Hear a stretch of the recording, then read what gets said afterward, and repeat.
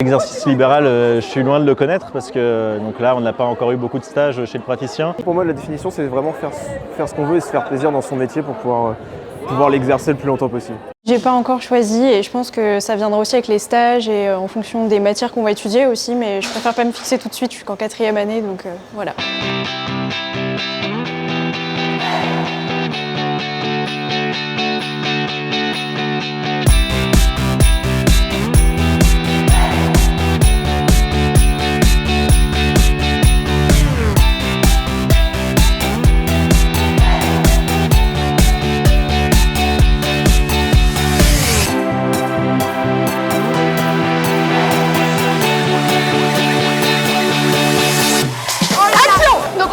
La médecine générale pour s'installer en libéral, pour être au plus proche des patients, faire de la pédiatrie, de la gériatrie, soigner les personnes de tout âge en fait. Pour moi c'est un peu une évidence.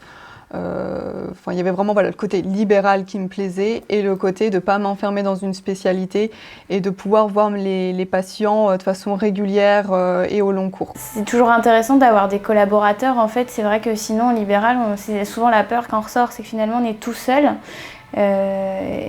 Et le fait de pouvoir exercer dans ces modalités-là, ça permet d'avoir des interlocuteurs. J'apprécie l'exercice libéral seul, mais je me rends compte que pour améliorer mes pratiques au quotidien, j'ai besoin du soutien de collègues, j'ai besoin d'échanges avec d'autres professionnels de santé.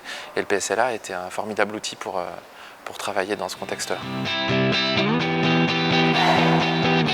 Pour moi, l'installation libérale, c'est éventuellement ma future profession.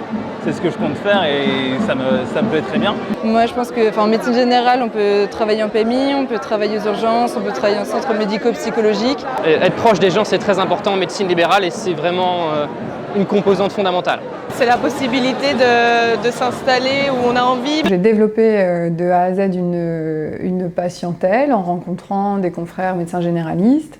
Bien sûr, comme on fonctionne avec le même secrétariat, le fait de s'associer à un groupe facilite le développement de cette activité au départ.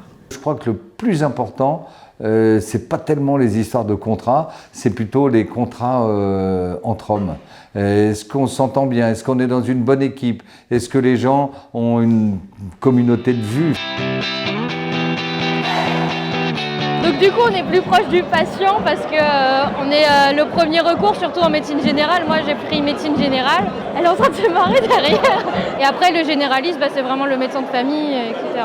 Utiliser une téléconsultation en médecine générale, il faut qu'on ait un cabinet médical où l'infirmière va accueillir le patient.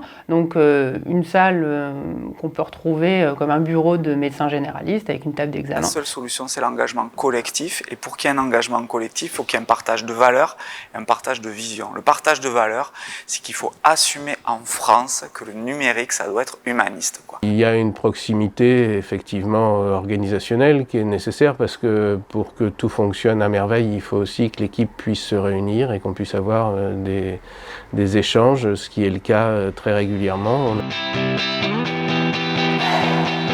Je vais faire médecine générale, donc ça me concernera presque forcément. En fait, la plupart d'entre nous seront installés en libéral. Ils ont pas mal d'interrogations, ils ont un certain nombre d'incertitudes pour certains d'entre eux. Les plus jeunes sont souvent assez dubitatifs sur l'avenir de la retraite.